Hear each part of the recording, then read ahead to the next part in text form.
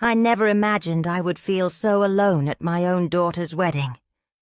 I was sitting in the second row, hands trembling slightly, as I clutched the lace handkerchief I had carried on my own wedding day, 42 years ago.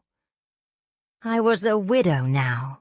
It had been 3 years since George passed, and in that time, I had poured every ounce of my energy and money into making sure my daughter had everything she ever wanted.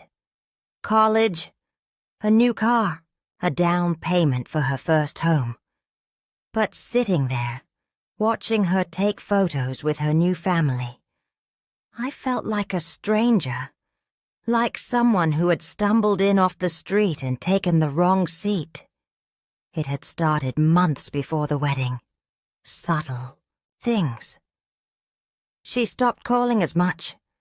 When I asked how I could help with the planning, she would say, "Oh, Mark's mom already handled that." Mark's mom. The woman she would later toast with words that still ring in my ears like a curse. But I'm getting ahead of myself. My name is Margaret. I am 71 years old. I live alone in a quiet house in Connecticut, with a garden I can barely tend anymore. Arthritis has taken most of my mobility, but I do what I can. I keep the flowers alive. I keep myself moving. I wake up. I breathe. I exist. Ever since George died, my daughter Clara has been my reason for everything. She was always bright, ambitious, stubborn, like her father. But she had a soft heart when she was little. I remember when she was 8 and brought home a stray cat, convinced it was pregnant and needed a place to give birth. I let her keep it. We named it Buttons. I cleaned up after it, fed it, and paid the vet bills. That's what mothers do. When she got into NYU, I cried. We couldn't afford it, but I made it happen. I sold George's old fishing boat. I dipped into the retirement savings we had built together. I took on a part-time job cleaning offices at night, just to help cover her books. I didn't mind. Every time she called and told me about a class or a professor she loved, I felt a rush of pride I can't even describe. Then came Mark. She met him in her junior year. He was polite the first few times I met him. Charming, even. I could tell he was from money, but he never made me feel small. At least not at first. His mother, Elaine, was a different story. Always perfectly dressed, always correcting me when I spoke. "It's not antique, Margaret. It's vintage." I smiled and nodded. I was never invited to their home. But she sent Clara gifts, expensive handbags, jewelry, a spa day here, a resort weekend there. I watched the two of them grow, closer, and I tried to be happy. I really did. But something shifted after the engagement. Suddenly, I wasn't needed. When I asked about helping with the wedding cake, Clara said, "Elaine knows a baker from Paris." When I offered to help with the seating chart, she said, "Elaine already handled the logistics." At one point, I joked, "Am I still invited to the wedding?" Clara laughed and said, "Of course, Mom. Don't be dramatic." But it wasn't really a joke. I was starting to wonder. The wedding was set in a vineyard in upstate New York. Gorgeous place. A little too expensive, if you ask me. But then again, I wasn't asked. I was told. I arrived early, wearing a dress Clara and I had picked out together, back when she still asked my opinion. It was blue. Navy. George always said I looked like the ocean in that color. I tried to help with setting things up, but The event planner gently told me everything was already taken care of. So I sat. I waited. I watched everyone else buzzing around, laughing and drinking champagne. I didn't know most of them. I smiled anyway. Then came the ceremony. Clara looked beautiful, radiant, like a dream. She didn't look at me once as she walked down the aisle. I told myself it was nerves, that she was focused, that she would come hug me after. She didn't. After the ceremony, I followed the crowd to the reception area. Round tables under twinkling lights, a string quartet. It was the kind of wedding you see in magazines. Perfect. Cold. My table was in the back, near the restrooms. I looked around. Elaine's friends were all near the front. So was Elaine. At one point, a photographer asked me to move because I was in the way of the shot. So I moved. Dinner was served. No one at my table really spoke to me. I tried to start a conversation, but they were all co-workers of Mark's. Father, apparently. Big names in finance. I smiled. I listened. I nodded. Then came the speeches. The best man was funny. The maid of honor cried. Then Clara stood up. She thanked everyone for coming. She looked at Elaine and said, "And to my second mother, thank you for always being there for me, for listening, for caring, for making me feel seen and loved in a way I had never felt before." The crowd clapped. Elaine teared up. I felt the air leave my body. I looked at my daughter, and for a brief moment, I think she saw me. Her eyes flicked to mine. Then she looked away. I wanted to walk out. I wanted to scream. But I didn't. I sat there, my heart in pieces, while my daughter praised the woman who had practically replaced me, as if decades of sacrifice meant nothing, as if I had been a placeholder, a ghost she no longer needed. Later I found a quiet corner outside near the vineyard. It was cold. I didn't bring a coat. No one noticed I was gone. I watched the stars. I thought of George. If he had been there, he would have held my hand. But he wasn't, and neither was she. I thought of all the nights I stayed up helping Clara finish school projects, all the money I poured into her dreams, all the birthdays I made special, the heartbreaks I helped her through, the flu nights, the scraped knees, the heartbreak when her father died. I had been there, but somehow, in her eyes, it wasn't enough. That night I drove home alone. No one asked if I made it back safely. No one called the next day. My daughter had moved on, into her new life. Her new family, her new mother, and I was just forgotten. I sat in my living room staring at the wedding favor I had brought home, a little jar of honey. Meant to be, written in gold cursive. I cried. Not loud, not messy, just a quiet stream of tears down my cheeks as I sat in the dim light of a house that had never felt so empty. And that's when I knew I had lost her.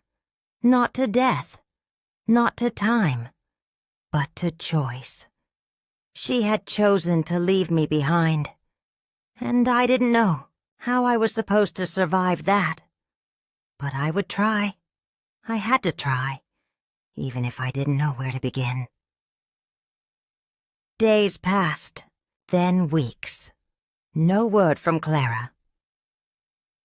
After the wedding, I expected at least a message, a thank you card, a photo, anything. But there was nothing. I checked my phone constantly, rereading old texts. Most were from me. I hope you're settling into the, new place, honey. Let me know if you need anything. Just thinking of you. Each message left unread. I started waking up later, not because I was tired, but because I had no reason to rise early. There were no calls to return, no errands to run, no one to cook for. My home felt like a museum of things that once mattered. George's photo still sat on the mantel. His fishing rod still leaned in the corner of the garage, untouched. I started talking to him again. Not out loud, just in my head, like I used to, when he first passed. When I didn't know how to live without him. George, I don't know what I did wrong. Why would she erase me like that? There was never an answer. Just silence. Just memories. Sometimes I wondered if I had made her feel trapped. Maybe I had held her too close, or tried too hard. I began second-guessing everything. Every word I had ever said. Every time I pushed her to study. Every time I said no when she wanted something I couldn't afford. Maybe I had been too practical. Maybe I hadn't hugged her enough. Loneliness plays tricks like that. Makes you rewrite the past. Makes you the villain of stories you once felt proud of. One morning, I went to the grocery store just to see people. I wandered the aisles with an empty cart, pretending to shop. A woman passed with a little girl. The child held her mother's hand and said, "You're the best mommy in the world." I had to leave. I sat in my car and cried until the windows fogged. Clara had been my whole world for so long. I didn't know how to be anything else. One day, I decided to mail her a letter. I thought maybe writing would be easier than texting. I picked out a card with a watercolor flower on the front and wrote carefully, "Clara, I love you. That has never changed. I hope you're happy and safe. I miss you. Love, Mom." I included an old photo of us. She was 7, missing her front teeth. I had my arms around her at the beach. We were both laughing. I remember that day. It was the last time we built a sandcastle together. I mailed it. She never replied. A month passed, then 2. I started skipping meals. I lost weight. My neighbor, Martha, noticed and brought me soup one evening. She's 78, widowed too. She sat with me and told me about her son in Arizona, who only calls on her birthday. "We raise them," she said, "and they forget we ever mattered." I nodded, but it still hurt. One night I was sitting alone with a cup of tea, staring at the dark window when the doorbell rang. I froze. No one ever visits me without calling. I opened the door slowly. It was Elaine. Yes, Elaine, still perfectly dressed. Not a hair out of place. She held a paper bag. "May I come in?" she asked. I hesitated, then stepped aside. She walked into my living room like she owned the place, like she had been there before. Her eyes scanned the walls, the old rug, the dusty shelf. "I brought lemon scones," she said. "They're Clara's favorite." I didn't know what to say. I sat down slowly on the couch, and she took the armchair opposite me. She looked around, took a breath, and then said something I never expected to hear. "I think Clara is mad at me." I blinked. "What?" She nodded. "I may have crossed a line," she said, adjusting her pearls. I got too involved. I thought I was helping, I really did. But maybe I replaced things that weren't mine to replace. I didn't respond.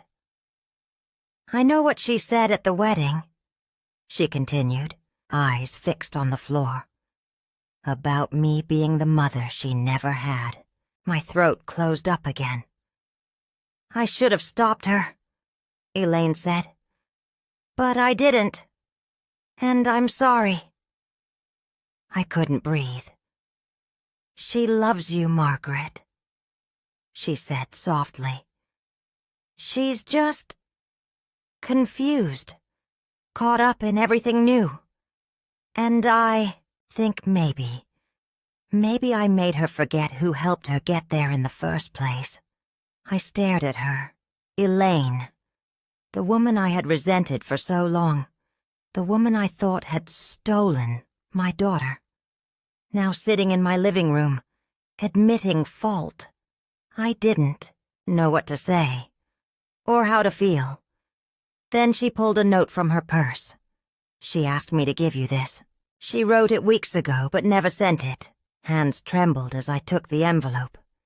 Elaine stood. I'll leave you to it. She walked out the door. I stared at the letter for a long time before opening it. Inside, written in Clara's handwriting. Mom, I messed up. I let everything get too loud, too busy, too big. And I forgot the quiet love that got me here. Yours. You were always there. Always. And I didn't see it. I don't even know how to begin to make it right. But I want to. If you'll let me. I love you. I always have. Please call me. Clara, my eyes blurred. I held the letter to my chest and wept. But it wasn't the same kind of tears. It was the beginning of something different. A crack of light in a long, dark tunnel. I hadn't lost her. Not entirely. Maybe. Just maybe. There was still a way forward. I must have read Clara's letter 10 times that night. Each time it unraveled something inside me. Some tightly coiled knot of sadness, pride, and anger. And under all of it, a small, fragile hope began to stir. But hope can be terrifying when you've been broken. You fear it'll vanish the moment you reach for it, that it's just another illusion. Still, I took a breath and picked up the phone. Her number was still saved as my baby girl. I hesitated, then tapped, call, 1 ring, 2, 3. Then her voice, soft, cautious. Mom? And just like that, I started crying. I got your letter, I managed to say. Thank you. She sniffled on the other end. I'm so sorry. There was a long silence between us, but it wasn't empty. It was full of words we didn't need to say yet, of years, of memories, of the small bridge being built again, 1 plank at a time. We talked for almost 2 hours that night. She told me everything. How overwhelming the wedding had been, how excited she'd been to start fresh, how she had gotten caught up in the whirlwind of new things, new people, new expectations. And Elaine, she said quietly, she was always there, always offering to help. I think I started seeing her as this safe zone, a shortcut, no history, no pressure. I didn't interrupt. I never meant to erase you, she whispered. I just drifted. I know, I said, and I meant it. She invited me over for dinner that Sunday. I stood in my small bedroom, staring at the same mirror I used to brush her hair in front of. I put on a blue dress I hadn't worn in years and applied some lipstick. I even dug out the earrings George had given me on our 25th anniversary. I felt nervous, like I was meeting her for the first time. Her house was neat, warm, the kind of place someone had tried hard to make feel like home. She opened the door with red eyes and a soft smile. "Hi, Mom." For a second, we both stood there, unsure. Then she stepped forward and hugged me, tight, like she used to when she was little, the kind of hug that says more than any apology ever could. Dinner was simple. Pasta, garlic bread. We laughed about how she still couldn't make rice without burning it. I noticed something new about her. She had grown, not just into her married life, but into herself. She carried herself with a little more assurance now. But beneath that, she was still my girl, still the one who used to sleep with the nightlight on, still the one who once broke her leg roller skating and insisted she was fine the whole way to the hospital. As I was about to leave, she said something I'll never forget. "I've been telling people that Elaine is like a second mom to me. But you're the only one who's ever been my real mom. I was just too proud to say it before. I couldn't speak. So I just held her hand." From that night on, we spoke regularly again. It wasn't perfect. Some days still felt delicate, like walking across thin ice. But we were moving forward. She started inviting me to more things. Brunch, little outings. Then one afternoon she called and asked if I wanted to come with her to look at baby clothes. I froze. "Baby clothes?" She laughed. "Mom, I'm pregnant." And just like that, life tilted again. That moment, hearing her say it, was like being given a new beginning. A chance to become something I never thought I'd be. A grandmother. I remember sitting in that tiny boutique, watching her hold up a tiny pair of socks, asking, "Do you think it's too early to buy these?" "Said no," I said. "It's never too early to start dreaming." As the months went on, she needed me more and more, and I was there. I helped paint the nursery. I made her those terrible prune smoothies that are supposed to help with digestion. I rubbed her back when it hurt. I told her old stories about when she was a baby, and she laughed and cried and held my hand across the couch. And Elaine, she stepped back, gracefully. She still came around, still baked her perfect scones. But now, she made space for me, for us one night. Clara sat beside me and said, "It's okay to love more than one person. But there's only one person who loved me before I even existed." I looked at her belly, round and full of life, and whispered, "And now you get to do the same." The day my granddaughter was born, I held her before anyone else. She was perfect. A little tuft of black hair, wrinkled skin. A quiet, peaceful face. Clara looked at me from the hospital bed, tired and glowing, and said, "Meet Margaret Rose." I cried. Hard. I hadn't realized how much I needed that name spoken aloud again. Life came full circle that day. I went home that night and took George's photo off the mantel. I whispered, "She's here, love, our granddaughter." Sometimes I think about the wedding, that awful sharp moment when I felt erased, forgotten.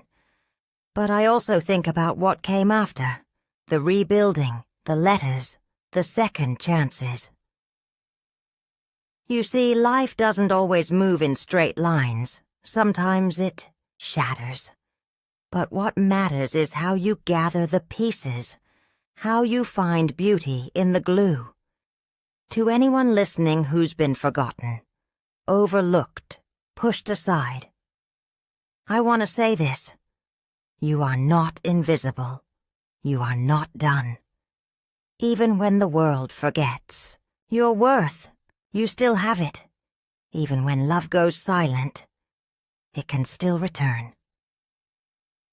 Sometimes healing starts with a letter. Sometimes it starts with a hug. Sometimes it just starts with showing up one more time. I lost my daughter once, but I found her again. And in doing so, I found myself too.